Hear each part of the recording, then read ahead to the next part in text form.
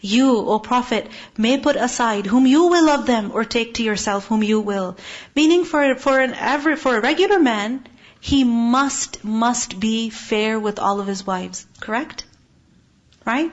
But the Prophet ﷺ, he was given the choice that if you are not 100% fair with your wives, it's okay for you. Why?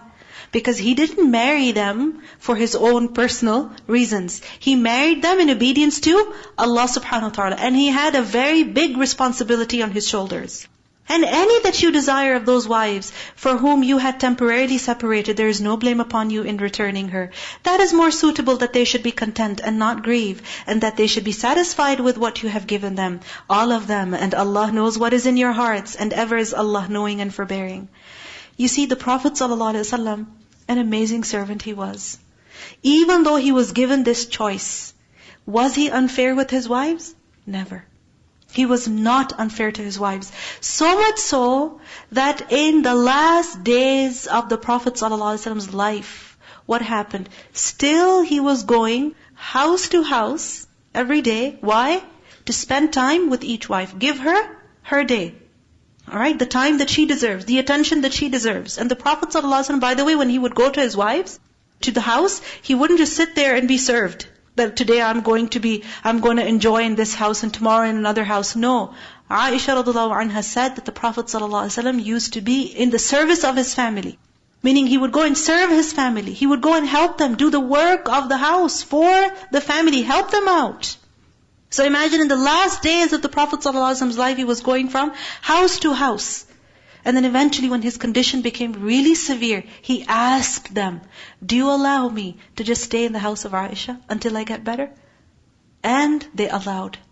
I mean, this shows that the Prophet ﷺ, he was truly a very obedient servant of Allah who did not forget to do ihsan.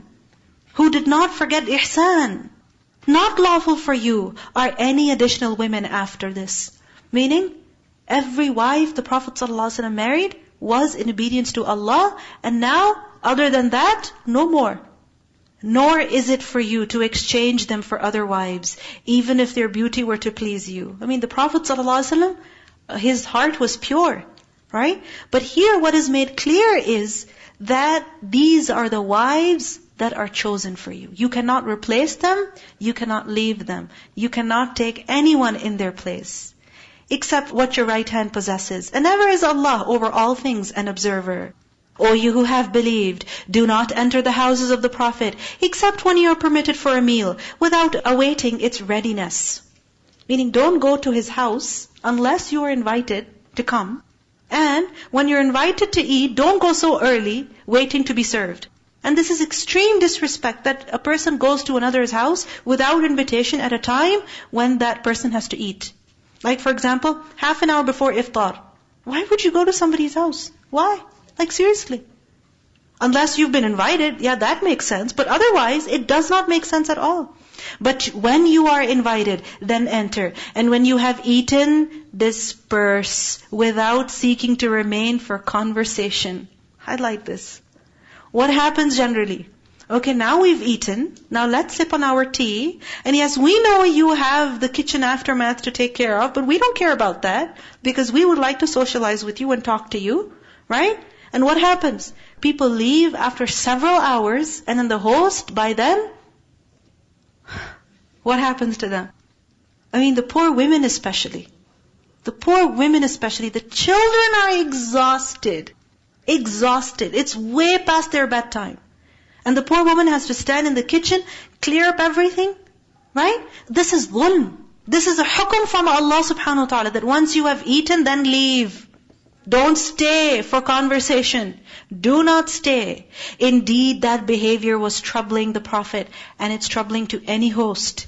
And he is shy of dismissing you. He feels shy to tell you, when are you gonna go? Just like any good host wouldn't say that. But Allah is not shy of the truth. And when you ask His wives for something, ask them from behind a partition. Meaning when you have to go and ask the wives of the Prophet ﷺ about something, and the Prophet ﷺ is not there, then you don't just go inside the house. No. How is it that you communicate with the wives of the Prophet ﷺ? From behind a partition. That is pure for you. That is pure for your hearts and their hearts. Underline this. This is the reason for hijab. What is the reason for hijab? It is pure for the men and pure for women. And it is not conceivable for you to harm the messenger of Allah or to marry his wives after him ever. Indeed, that would be in the sight of Allah an enormity. Anas radiallahu anhu said that I used to serve the Prophet ﷺ and I used to go in his house without permission. Because remember, he was only 10 years old when he was brought, right? And he was like part of the family, so he would go in and out without permission. One day I came and the Prophet ﷺ said, Kama ant ya bunayya, stop where you are, O my son. A hukum came after you, so now do not come in without permission. Meaning, when you have to come into my house, right, then you have to come in, how? After permission has been granted to you. Then we also learn over here that Sahaba are instructed, when you have to talk to the wives of the Prophet ﷺ, how should you do that? From behind a curtain, meaning don't go inside the house. Which means that a man and woman who are non-mahram to each other, should they be alone? No, they should not be alone. The Prophet ﷺ said, beware of entering upon the women, meaning when they're alone in their houses, beware of entering upon them. A man from the Ansar said, Ya Rasulullah, what about the hamu? Meaning the brother of her husband or his nephew, right? The Prophet ﷺ replied, the hamu is the maut. He is death. Meaning, if he starts to come to his brother's house while he's not there, spending time with his wife, then what's going to happen? Death to that marriage. Death to that marriage. It will happen. You see, shaitan runs in the blood of men, doesn't he? And I mean men as in people. Not only men, in exclusion to women. No. Shaitan is busy, actively trying, all of the time in order to lead a person astray.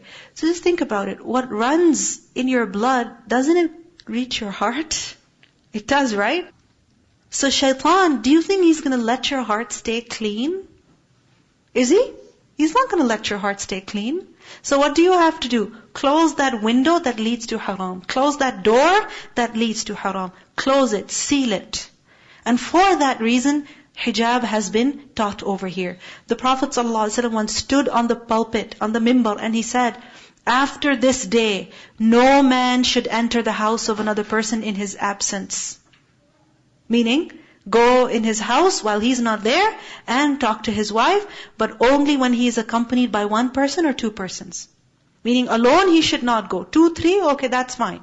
This doesn't mean that 3 men should go. No, meaning there should be somebody with him, or there should be somebody with her.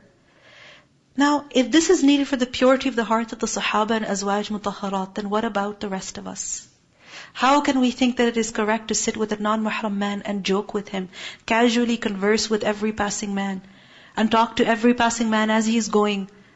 No, this is not appropriate. We have to be very careful. Very careful, because remember that one casual comment, conversation, it can lead to a lot of fitna. So over here, doors have been closed. Doors have been closed that lead to wrongdoing. Alright? And many times it happens that women say, oh, I'm married. A man says, oh, I'm married. Even then, you still have a heart. And shaitan is still in your blood. Right? So it doesn't matter what your marital status is, what your age is, what place you are in. When it comes to a man, non-mahram man, we have to be careful. Whether you reveal a thing or conceal it, indeed Allah is ever of all things knowing.